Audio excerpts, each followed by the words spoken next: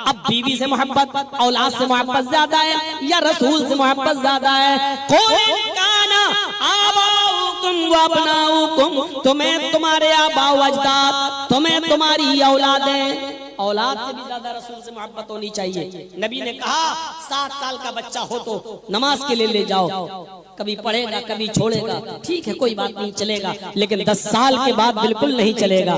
10 साल के बाद तो मार मार के ले जाओ, यहाँ रसूल का हुक्म है। अभी यहाँ से जब जाइएगा तब अपनी औलाद को और अपनी बीवी को जगाइएगा और कहिएगा चलो फजर की अजान हो गई है, नमाज पढ़ लो। अरे मौलाना बीवी को कौन जगाए, मेरा ही भरोसा नहीं रहेगा, पता नहीं यहाँ से निकलेंगे तो हम मस्जिद में जाएंगे भी कि नहीं जाएंगे, हम भी नमाज पढ़ेंगे कि नहीं पढ़ेंगे। मौलाना बीवी और बच्चे की बात तो दूसरी है, खुद मुझको भी मस्जिद में देख लेना कि हम भी मौजूद हैं कि नहीं। यहाँ सब सोच रहे हो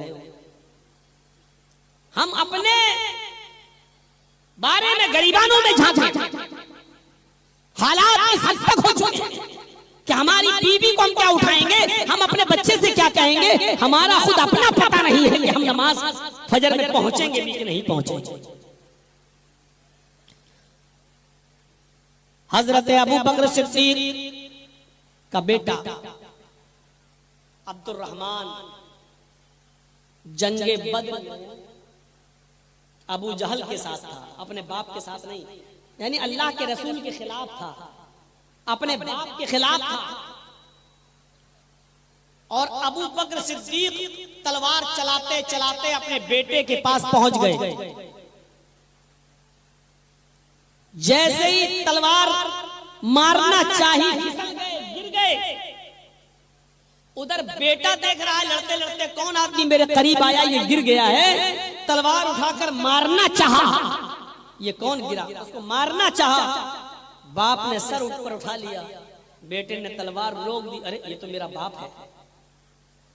जंगे बद्र में अबू बकर गिर गए, बेटा मारने के लिए आगे बढ़ा, देखा ये तो मेरे बाप हैं, हटाया कर रहे, हटो यार, कहां मेरे हाथ से मरना चाहते हो। बाप और बेटा आमने सामने, बेटे ने मारना चाहा, बाप ने गर्दन उठाई, बेटे ने देखा ये तो मेरा बाप है, छोड़ दिया। जंगे बद्र के बाद वो इस्लाम ले आया बेटा। एक दिन खाना खाते वक्त अपनी माँ से कहने लगा, माँ अब्बू मेरे हाथ से मरते मरते बचे हैं, जंगे बद्र में लड़ रहे थे, लड़ते लड़ते मेरे करीब आते थे, मैं तलवार उठाता था ये सर उठा लेते थे, मैं देखता था ये तो मेरे बाप हैं, मैं छोड़ दिया करता था। अम्मी तुम बेवा हो जाती, बाप मेरे हाथ से मारा जाता जंगे बद्र में, मैंने इसलिए छोड़ दिया कि ये तो मेरा बाप है, अच्छा नहीं है अपने बाप को तलवार से मारना और कत्ल करना, मैं छोड़ दिया, रहम आ गया था मेरे मुझे। अबू बकर सिद्दीक ने मुस्कुराते हुए कहा, बेटे कभी सोचा है तूने कि जंगे बद्र में बार बार मैं तेरे ही तलवार के नीचे क्यों आ रहा था? बेटे ने कहा क्यों आ रहे थे? बाप ने कहा इसलिए कि मैदान जंग में मेरी नजर तेरे ऊपर थी और मैं अपने हाथ से तुझे कत्ल करना चाहता था, मैं तेरे करीब पहुंचता था, पता नहीं फिसल जाता था, गिर जाता था, तुम तलवार उठाते थे और मुझे मारने ही वाले होते थे कि मैं सर उठा देता था, तुम देखते थे ये मेरा बाप है, मैं तुम छोड़ दिया करते थे, लेकिन मैं तुम्हें मारने के लिए आगे बढ़ जाता था, अगर गिरता नहीं तो कत्ल ही कर देता। आए मेरे बेटे मैं गिर गया, तेरी तलवार के नीचे आ गया, तूने देखा बाप है छोड़ दिया, मैं तेरी तलवार के नीचे आया, तूने बाप समझकर छोड़ दिया, काबे के रब की कसम अगर तू मेरी तलवार के नीचे आया होता और नजर उठाकर देखा होता और मैं जान लेता कि ये मेरा बेटा है, इसके बावजूद मैं अपनी तलवार तेरी गर्दन पे चला देता, मैं ये नहीं देखता कि मरने वाला मेरा बेटा है, मैं तो ये समझता कि मरने वाला मोहम्मद रसूलुल्लाह का दुश्मन है, मैं दुश्मन रसूल समझकर तेरी गर्दन उड़ा देता। अच्छा कैसी मोहब्बत थी। अबू बकर अपने बेटे से कह रहे हैं अगर तू मेरी तलवार के नीचे आ जाता तो मैं कत्ल कर देता। ये नहीं देखता कि बेटा है, ये सोचता कि मोहम्मद का दुश्मन है, कत्ल कर देता। हम और आप क्या मोहब्बत करेंगे अल्लाह के रसूल से, रसूलुल्लाह से। आपके बच्चे ने कह दिया हम ये नहीं खाएंगे, आपने कहा बेटा तुम बताओ क्या, उसकी मनपसंद की चीज आ जाती है, अल खसाइस अल कुबरा उठाओ, इमाम बैहक़ी रहमतुल्लाह अलैह, अल्लामा सयूती की अल खसाइस, अल्लामा सयूती रहमतुल्लाह अलैह की हजरत उमर फारूक के बेटे का वाकया नकल करते हैं। वो लिखते हैं कि बेटा घुड़सवारी करके आया, थका हुआ था, पसीना पसीना था, घर में आते ही कहने लगा अब्बू भूख लगी है, खाना चाहिए। कहा बेटे हांडी में रखा हुआ है, जाओ खा लो।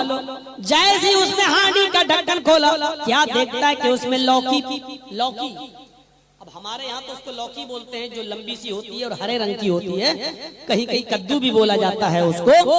अल्लाह के रसूल को ये लौकी, ये कद्दू बहुत पसंद था। हदीस में आता है कि गोश्त के अंदर कद्दू डाला करते थे, और जब गोश्त बनकर सामने आता था तो गोश्त की बोटियां कम, कद्दू के टुकड़े ज्यादा उठाकर खाते थे। ऐसे ही उठा कर खाते थे। ये कद्दू आपको इतना पसंद था।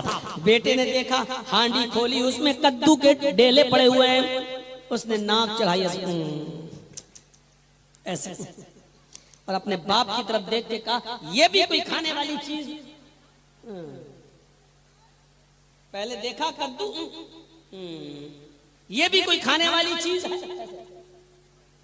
बस नजर बाप के ऊपर गई, क्या देखता है बेटा कि उसके बाप का हाथ मियान के दस्ते पर हरकत कर रहा है। मियान तलवार जिसमें रखी जाती है, तलवार रखने की जगह मियान के दस्ते पर हरकत कर रही है, तलवार निकलने वाली है। हजरत उमर को उसने अपने बाप को देखा कि तलवार के दस्ते पर हाथ हरकत कर रहा है। कहा नहीं अब्बू मैं खा रहा हूं। बैठा और खाना खाया, और पेट भर के खाना खाया लौकी। और उसके बाद में बाप ने कहा बेटे याद रखना, ये कद्दू मैंने अपनी आंखों से देखा है, मोहम्मद रसूलुल्लाह को, मेरे नबी को बहुत पसंद था।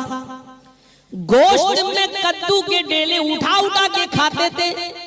आज मैंने देखा कि तुमने कद्दू को देखकर नाक बना ली, मुंह बना लिया, नाक सिकोड़ ली, यानी तुम्हें ये पसंद नहीं है।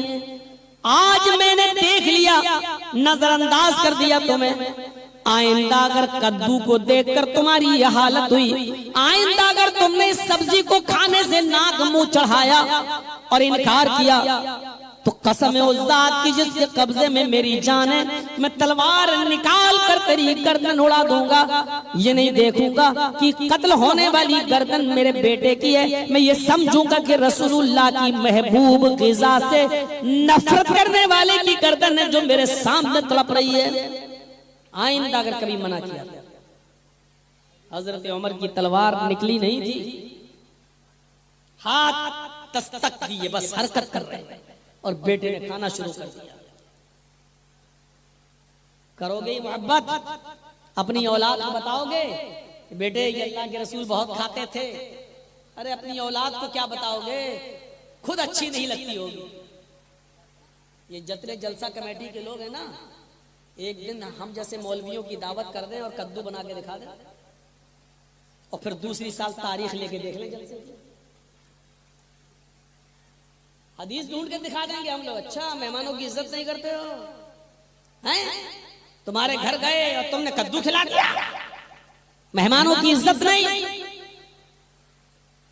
आदतें तो बिगड़ेंगी जब हर जलसे में मुर्गा मछली अंडा सब मिलेगा, तो आदतें तो कुछ बिगड़ेंगी। मेरे भाइयों, मैं उस मौलवी को भी अच्छी तरह जानता हूं जिसकी शर्त है कि हमको ये मछली, वो भी आधा किलो कम से कम फ्राई, बहुत महंगी मछली है ये, और इसी इलाके का मतलब इसी सीमांचल की बात है, और जब तक ये शर्त पूरी ना हो जाए तो वो डेट भी नहीं देता था जलसे की। अभी 2 साल से मुझे नहीं मालूम, जेल से जब से निकला हूँ उसके बाद ये अपनी मिजाज नहीं, उससे पहले कि मैं हालात बदला रहा हूँ, शर्त थी उसकी जलसे की डेट देते वक्त। मेरे प्यारे साथियों, अब आप अंदाजा लगाइए कि हजरत उमर फारूक के इस वाक़े के बाद अंदाजा लगाइए कि हजरत उमर फारूक ने ऐसा देखा, हाथ तलवार पे, बेटा कहता नहीं खा रहा हूँ, पेट भर के खाना खाया और कहा आज मुंह बना लिया, बना लिया, अगर आइंदा मुंह बनाया तो उमर की तलवार होगी, तेरी गर्दन तड़प रही होगी। और उमर की तलवार कोई मामूली तलवार नहीं है। उमर जब मियान से तलवार निकालते थे तो आसमान की पेशानी पर भी पसीना आ जाया करता था। मेरे भाइयों, ये अल्फाज हमारे नहीं हैं, ये अल्फाज खतीब बेबाक हज़रतुल अल्लामा एहसान इलाही ज़हीर के अल्फाज हैं। वो अपनी खिताबत में कहा करते थे कि उमर तेरी तलवार इतनी जल्दी क्यों करती है निकलने में, उमर तू तलवार जल्दी मत निकाला कर, क्योंकि जब मियान से तेरी तलवार निकलती है तो मोहम्मद आसमान की पेशानी पर पसीना देख लेता है। मेरे भाइयों, हजरत उमर फारूक के हाथ में तलवार आ जाए तो आसमान भी पसीना छोड़ देता था उमर के हाथ में तलवार देखकर। ये उमर फारूक की तलवार का रोब और दबदबा था। मेरे भाइयों, बेटे के लिए भी तलवार निकलने लगी है। ऐ नबी कह दो, अपने आबा अजदाद से भी ज्यादा रसूल से मोहब्बत, अपनी औलाद से भी ज्यादा रसूल से मोहब्बत जैसे उमर फारूक को थी। व इख्वानुकुम, भाई से भी ज्यादा रसूल से मोहब्बत। एक भाई दूसरे भाई का बड़ा हमदर्द होता है, एक भाई दूसरे भाई के लिए अपनी जान भी दे देता है, बड़ी मोहब्बत होती है। लेकिन अगर कुर्बानी देने की जरूरत पड़ जाए तो रसूल की मोहब्बत की कुर्बानी मत देना, भले ही भाई की मोहब्बत की कुर्बानी दे दी जाए। उठाइए, एक सहाबी थे मुसाब इब्ने उमैर और उनके भाई का नाम था अदी इब्ने उमैर। मुसाब इस्लाम ले आए, अदी इस्लाम नहीं लाया, और दोनों का बाप है उमैर। उमैर के दोनों बेटे थे।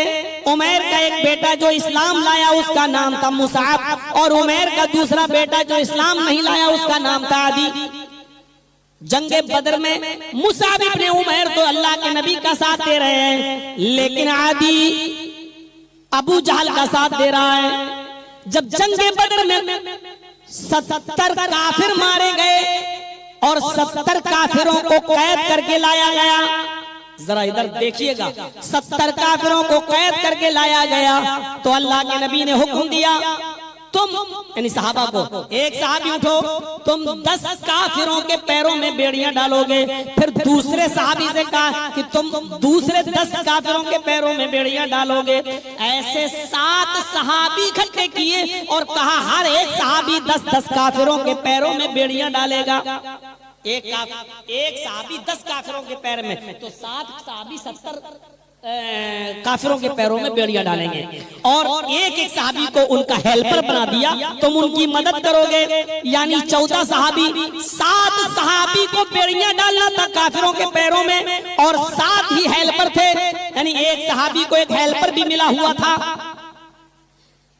तो मुसाब इब्ने अदी को जो सहाबी पैरों में बेड़ियां डाल रहे थे, अदी के पैरों में जो सहाबी बेड़ियां डाल रहे थे, हजरत मुसाब वहीं खड़े थे, वो हेल्पर थे।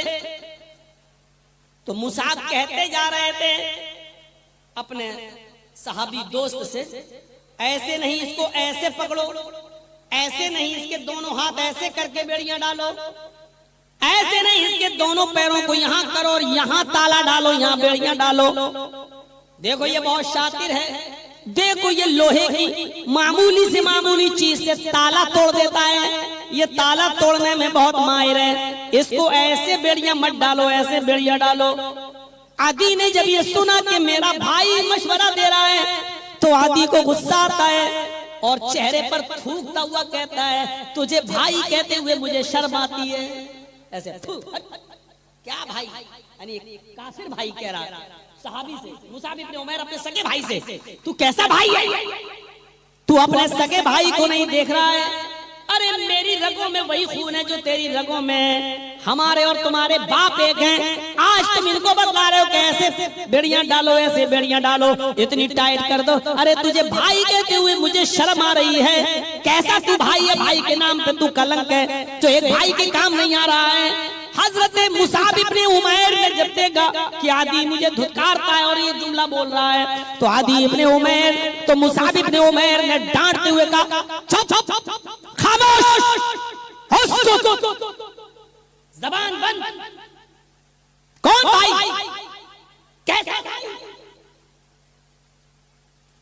उसने कहा मैं तेरा भाई नहीं हूं। मुसाब इब्ने उमैर ने कहा नहीं। कहा आदि ने, क्या तेरा बाप उमैर नहीं है? मुसाब ने कहा मेरा बाप उमैर है, ये सच है, मेरा बाप उमैर है और मेरी रगों में उमैर का खून है। ये भी सच है कि तेरा बाप भी उमैर है और तेरी रगों में भी उमैर का खून है, लेकिन ये सच नहीं है कि तू मेरा भाई है। ये कैसा है? बाप एक, लेकिन मैं तुझे भाई नहीं मानता। कहा मैं भाई नहीं हूं। मुसाब इब्ने उमैर ने मुस्कुराते हुए कहा नहीं, मेरा भाई तो ये है जो तेरे पैरों में बेड़ियां डाल रहा है। गौर कीजिए, मेरा भाई तो ये है जो तेरे पैरों में बेड़ियां डाल रहा है, इसलिए कि इस भाई ने कलमा पढ़ा है, अशहदु अल्ला इलाहा इल्लल्लाह व अशहदु अन्ना मुहम्मदन अब्दुहु व रसूलुहु। ये मेरा कलमा शरीफ भाई है, मैं इसको गले लगाता हूं, ये मेरा भाई है, मेरा भाई तू नहीं है। मोहम्मद रसूलुल्लाह की मोहब्बत में अपने भाई की कुर्बानी दे दी। आदि मैं तुझे अपना भाई नहीं मानता, मेरा भाई तो वो है जो तेरे पैरों में बेड़ियां डाल रहा है। देख रहे हैं, भाई ने भाई की कुर्बानी दे दी, लेकिन रसूलुल्लाह की मोहब्बत की कुर्बानी नहीं दी। ये मिसालें मैं जो दे रहा हूं किस लिए दे रहा हूं? सोचिए, एक एक मिसाल सबकी दे दी। आबा अजदाद, बाप दादा से ज्यादा रसूल से मोहब्बत। मैंने बता दिया, अब्दुल्ला इब्ने उबई के बेटे ने कहा था, अय अल्लाह के रसूल हुक्म दीजिए, मैं अपने बाप की गर्दन काट के आपके सामने लाऊंगा। आपको जलील कहा, यानी अपने बाप से ज्यादा रसूल से मोहब्बत। इधर मैंने कहा औलाद से ज्यादा रसूल से मोहब्बत। अबू बकर सिद्दीक ने अपने बेटे से कहा था, अगर तू मेरी तलवार के नीचे आ जाता तो मैं तेरी गर्दन काट देता। ये समझ करके रसूलुल्लाह का दुश्मन है, मेरा बेटा नहीं। और हजरत उमर ने कहा, आज लौकी खाने से मना कर दिया, आइंदा कभी मना किया तो तलवार से तेरी गर्दन उड़ा दूंगा। ये समझ करके रसूल से, सुन्नत से, कि रसूल की महबूब ग़िज़ा से नफरत करने वाले की गर्दन है। औलाद से ज्यादा भी रसूल से मोहब्बत, भाई से ज्यादा रसूल से मोहब्बत। मुसाब इब्ने उमैर ने अपने भाई आदि इब्ने उमैर को धुतकार दिया कि तू मेरा भाई नहीं, मेरा भाई वो है जो तेरे पैरों में बेड़ियां डाल रहा है। तीन चीजें, चौथी चीज की तरफ आइए, व अज़वाजुकुम, और अपनी बीवियों से ज्यादा रसूल से मोहब्बत। अपनी बीवियों से ज्यादा रसूल से मोहब्बत। बीवी की मोहब्बत हो, मैं ये नहीं कह रहा हूं कि बीवी से मोहब्बत ना हो, बीवी से मोहब्बत हो, लेकिन बीवी से भी ज्यादा रसूलुल्लाह से मोहब्बत। कुर्बानी देने की जरूरत पेश आ जाए तो बीवी की मोहब्बत को ठुकरा दो, लेकिन रसूल की मोहब्बत को मत ठुकराओ। मिसाल, आइए अबू दाऊद खोलते हैं, आओ किताबुल जिहाद का चैप्टर खोलते हैं।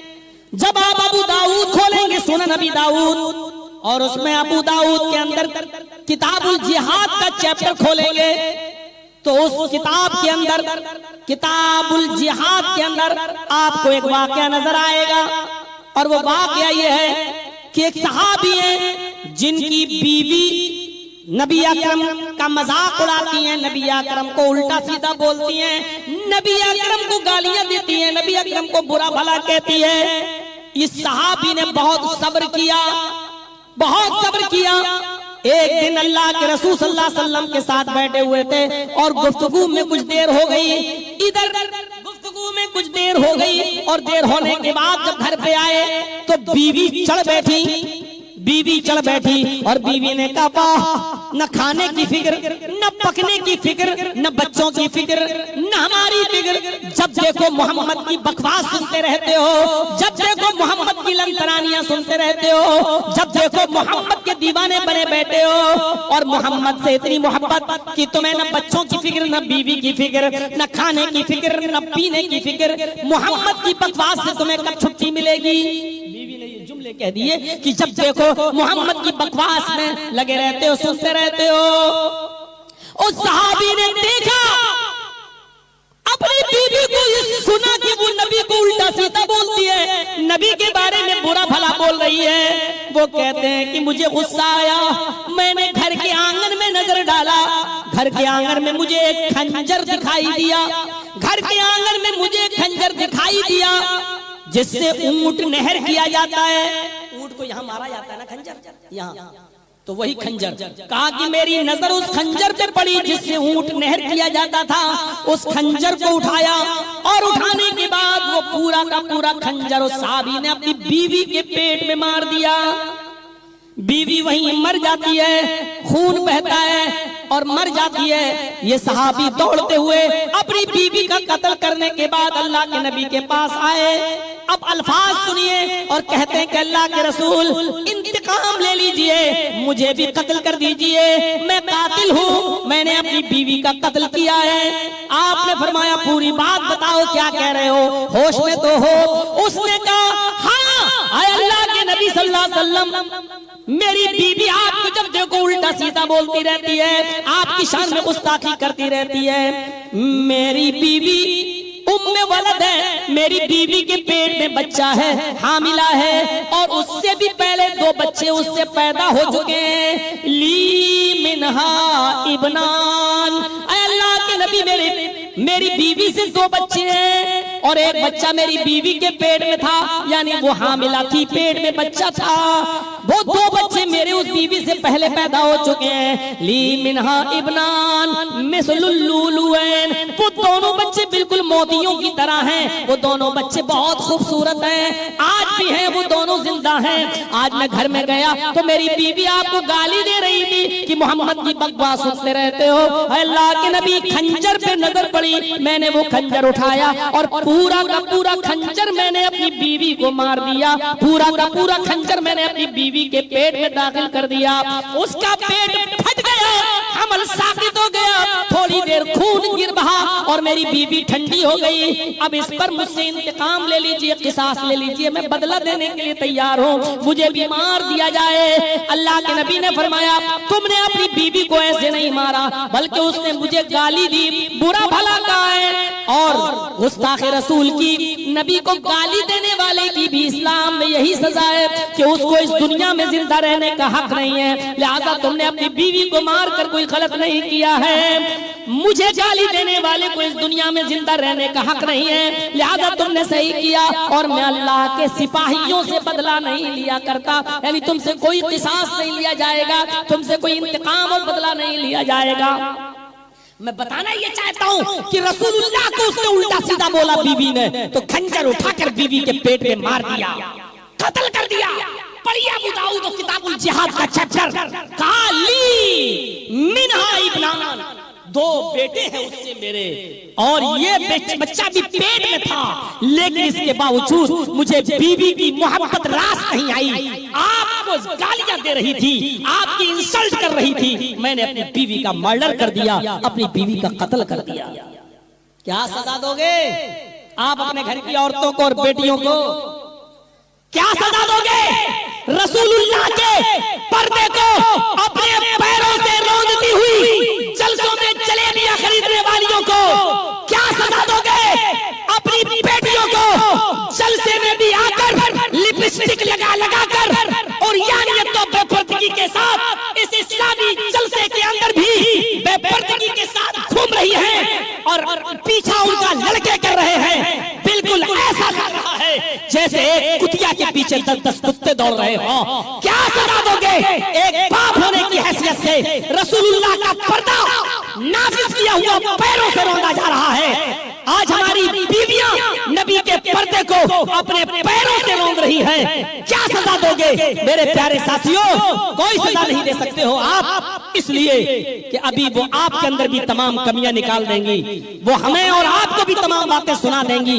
हम एक चीज उनकी कमी बताएंगे, वो 10 कमियां हमारे अंदर भी बता देंगी कि आप रसूलुल्लाह की शान में ये गुस्ताखी करते हो, हदीसों के साथ ये मजाक करते हो, वो हमारी भी कमियां निकाल देंगी। इसलिए मेरे भाइयों जरा तसव्वुर कीजिए हम क्या करेंगे, हम कहां हैं? अपनी बीवी को कत्ल कर दिया इसलिए कि वो रसूलुल्लाह की शान में गुस्ताखी। 4 चीजें, क़ौलन काना आबाउकुम व अबनाउकुम व इख़वानुकुम व अज़वाजुकुम। अपने बाप दादा से ज्यादा रसूल से मोहब्बत, अपनी औलाद से ज्यादा रसूल से मोहब्बत, अपने भाई से ज्यादा रसूल से मोहब्बत, अपनी बीवियों से भी ज्यादा रसूल से मोहब्बत, व आशीरतुकुम, और अपने खानदान से भी ज्यादा रसूल से मोहब्बत। खानदान, किसको अपने खानदान से मोहब्बत नहीं होती है? किसको? लेकिन रसूल की मोहब्बत और खानदान की मोहब्बत टकरा जाए तो खानदान की मोहब्बत को कुर्बान कर दो, रसूल की मोहब्बत को कुर्बान न करो। खानदान वालों की मोहब्बत ठुकरा दो, रसूल की मोहब्बत मत ठुकराओ। हमने सबके घर शादियों में खाना खाया, अपनी बेटी के घर खाना शादी में हम नहीं खिलाएंगे तो गांव वाले क्या कहेंगे, खानदान वाले क्या कहेंगे, रिश्तेदार क्या कहेंगे?